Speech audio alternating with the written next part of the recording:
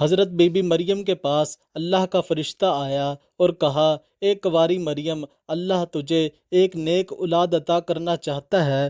خاتون نے کہا، یہ کیسے ممکن ہے جب کہ مجھے کسی مرد نے چھوا تک نہیں۔ فرشتے نے کہا، ایسا کرنا تیرے رب کے لیے بہت آسان ہے۔ وہ نیک اور پارسا خاتون کون تھی جو قیامت تک پاک دامنی کی مثال بن گئی؟ وہ خاتون جسے اللہ نے اپنے زمانے کی تمام عورتوں پر برتری عطا فرمائی تھی۔ حضرت بی بی مریم کے والد کا نام عمران اور والدہ کا نام حنہ تھا۔ حضرت عمران حضرت سلیمان علیہ السلام کی اولاد میں سے تھے اور ان کی اہلیہ حنہ داؤد علیہ السلام کی اولادوں میں سے تھی۔ حضرت عمران بنی اسرائیل میں بڑے عابد، زاہد اور عالم تھے، اس لیے مسجد اقصیٰ کی امامت لوگوں نے آپ کے سپرد کی ہوئی تھی۔ حضرت حنہ کے ہاں اولاد نہ تھی۔ ایک روز آپ نے ایک درخت کے سائے میں ایک چڑیا دیکھی جو اپنے بچے سے پیار کر رہی تھی اور اسے دانہ کھلا رہی تھی۔ یہ منظر دیکھ کر آپ کا دل بھر آیا اور آپ نے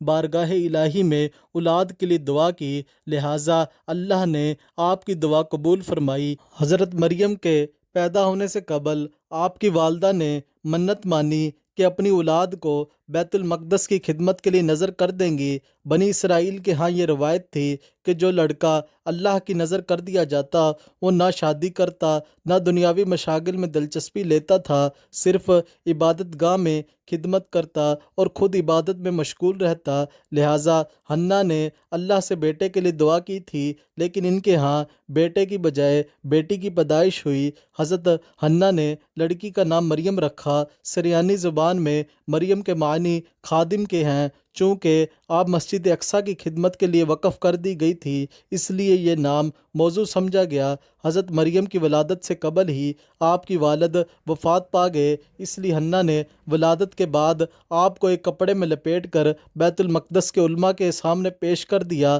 تاکہ وہ انہیں اپنی کفالت میں لے لیں۔ جب حضرت مریم بیت المقدس میں لائی گئی تو مجاوروں کے درمیان اختلاف پیدا ہو گیا۔ ہر کوئی خود کو آپ کا زیادہ حقدار سمجھتا تھا۔ پھر یہ فیصلہ ہوا کہ مجاورین وہ قلم جن سے وہ تورات لکھتے ہیں پانی میں چھوڑ دے، جس کا قلم پانی کے بہاؤ میں بہنے کی بجائے الٹا بہے گا وہ مریم کی کفالت کا زیادہ حقدار ہوگا۔ اس مقابلے میں حضرت زکریہ علیہ السلام بھی شامل تھے۔ ان کے قلم کو اللہ نے پانی میں بہاؤ کے الٹے طرف بہا دیا اور وہ ان کی پرورش کے حقدار ہو گئے۔ اس طرح بی بی مریم کو اللہ کی منشا کے مطابق حضرت زکریہ علیہ السلام کی کفالت میں دے دیا گیا۔ حضرت زکریہ کی بیوی حضرت مریم کی خالہ لگتی تھی، لہٰذا ان سے بڑھ کر ان کی بہتر پرورش اور کوئی نہیں کر سکتا تھا۔ حضرت مریم علیہ السلام دوسرے بچوں کی بنسبت بہت تیزی سے بڑھتی رہی۔ جب آپ حضرت زکریہ علیہ السلام اور اپنی خالہ کے گھر پرورش پا کر کچھ بڑی ہوئی تو بیت المقدس میں آپ کے لیے کمرہ مخصوص کر دیا گیا۔ یہاں زکریہ علیہ السلام کے علاوہ اور کوئی نہیں جا سکتا تھا۔ آپ دن رات اللہ کی عبادت میں مشغول رہتی۔ جب حضرت زکریہ آپ کے پاس آتے تو حیران ہوتے، کیونکہ آپ کے پاس بے موسمی پھل موجود ہوتے۔ گرمیوں کے پھل سردیوں کے موسم میں اور سردیوں کے پھل گرمیوں کے موسم میں آپ کے حجرے میں رکھے ہوتے۔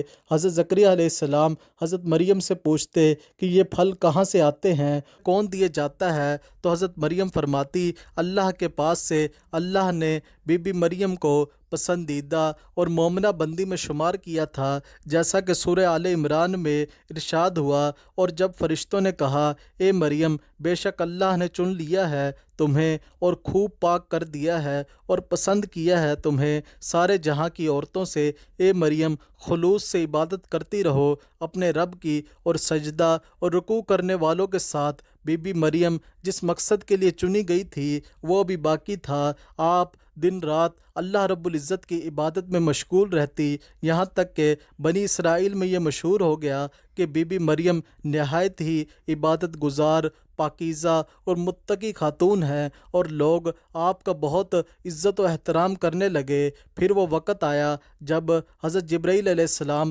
حضرت مریم کے پاس تشریف لائے۔ بی بی مریم ایک غیر مرد کو اپنے حجرے میں دیکھ کر پریشان ہو گئی۔ حضرت جبرائیل آپ کے پاس انسانی شکل میں تشریف لائے تھے۔ حضرت مریم آپ کو دیکھ کر بولی، تو کوئی خدا ترس انسان ہے تو تجھ سے خدائے رحمان کی پناہ مانگتی ہوں۔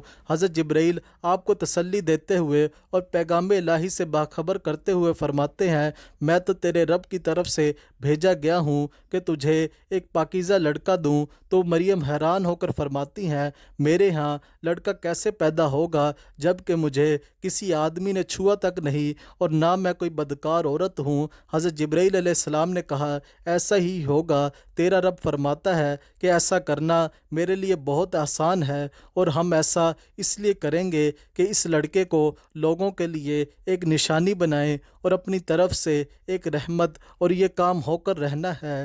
حضرت جبرائیل علیہ السلام نے بی بی مریم کے گریبان میں پھونک مار دی، جس سے آپ کا حمل ٹھہر گیا۔ حضرت مریم حاملہ ہوئیں تو یہ خبر بنی اسرائیل میں عام ہو گئی کہ حضرت مریم حاملہ ہو گئی ہیں۔ اس پر بہت سے لوگوں نے زکریا علیہ السلام کے گھر آنا جانا بند کر دیا اور آپ پر الزام بہتان لگانے لگے۔ حضرت مریم بیت المقدس سے نکل گئی اور دور ایک مقام پر جا کر ٹھہری۔ آپ اس مقام پر تنہا رہتی۔ ایک دن آپ کو درد ذیل شروع ہو گیا۔ آپ نے ایک درخت کا سہارا لیا اور جس درخت کے پاس بیٹھی تھی وہ ایک خشک درخت تھا۔ آپ جب اس درخت کو ہلاتی تو معجزے سے وہ درخت سرسبز ہو کر پھل دیتا تھا۔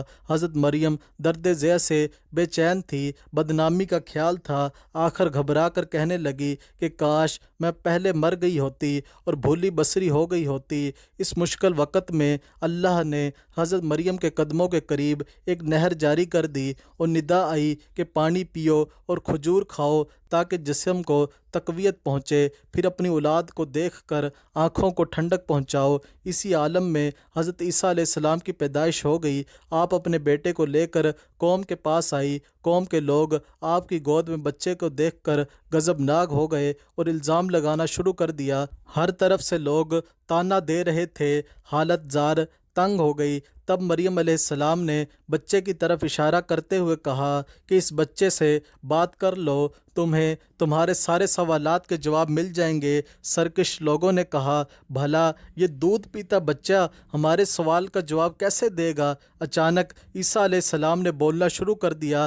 بچے نے کہا، بے شک میں اللہ کا بندہ ہوں، مجھے اس نے کتاب دی ہے اور مجھے نبی بنایا ہے اور مجھے بابرکت بنایا ہے جہاں کہیں، اور مجھے نماز اور زکوٰۃ کی وصیت کی ہے جب تک میں زندہ ہوں، اور اپنی ماں کے ساتھ نیکی کرنے والا، اور مجھے سرکش اور بدبخت نہیں بنایا، اور مجھ پر سلام ہے جس دن میں پیدا ہوا اور جس دن مروں گا اور جس دن زندہ کر کے اٹھایا جاؤں گا۔ اس کے بعد حضرت مریم حضرت عیسیٰ علیہ السلام کو لے کر مصر چلی گئی۔ جب حضرت عیسیٰ علیہ السلام کی عمر مبارک 13 سال ہوئی تو بیت المقدس واپس آ گئی۔